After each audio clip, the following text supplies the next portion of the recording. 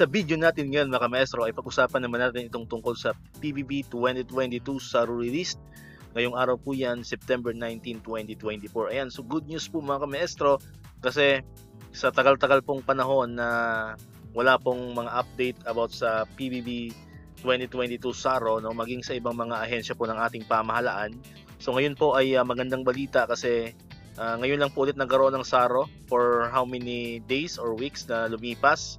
And swerte pa natin kasi ito po ay nanggaling mismo sa Department of Education. Ayan, so for almost a month, no, kung hindi po tayo nagkakamali, na walang pinapalabas na SARO for PBB 2022 sa DepEd. So ngayon po ay meron na pong sumunod na region. So yan po ay ang nagmumula sa Region 2. Ayan, so congratulations po sa mga SDO, no, sa mga schools, no, from Region 2, Cagayan Valley, no, kung hindi tayo nagkakamali. So hindi ko na po inisa-isa, no, yung mga schools na nireleasean po ng SARO for Region 2 kasi medyo madami po yon.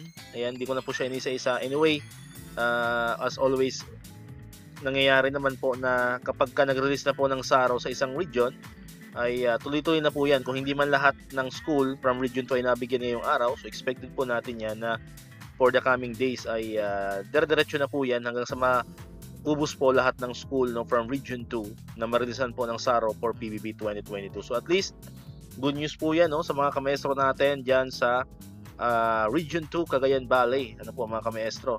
So hopefully, yung iba naman na mga region ay sumunod na kasi ngayon ay September 19, so may pag-asa pa, no, na makahabol yan bago tayo mag-celebrate ng ating Teachers Month sa October 5. Ano po mga kamaestro? Ayan, so sana hopefully, no, yung mga ibang RO na wala pa rin SARO, sana isumunod na sila bago matapos ang buwan ng September. Ano po mga kamaestro? Hopefully next week mas marami nang sumunod yan at optimistic naman po tayo na after nitong Region 2 ay marami pa pong susunod na mga regions yan na marireleasan po ng SARO for PBB 2022 dito sa DepEd. Ayan, so abang-abang lang po kayo sa channel natin kasi pag may mga bagong updates po dyan ay agad-agad naman po natin siyang ibabalita dito sa ating channel. Alright, so dito ko na tatapusin tong ating video ngayon mga kamaestro. Muli, kung di ka pa nakakapag-subscribe, click mo na ang subscribe button dyan para ikaw yung unang nakakapanood ng mga videos na ina-upload natin. Katulad dito yung mga updates about sa PBB and other bonuses ng mga teachers and government employees. And syempre, click mo na rin ang notification bell button para manonotify ka, updated ka pag may mga bago tayong uploaded na videos. So muli, maraming salamat sa inyong panonood at pakikinig.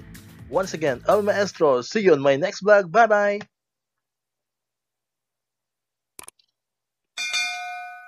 1, 2, 3, come on!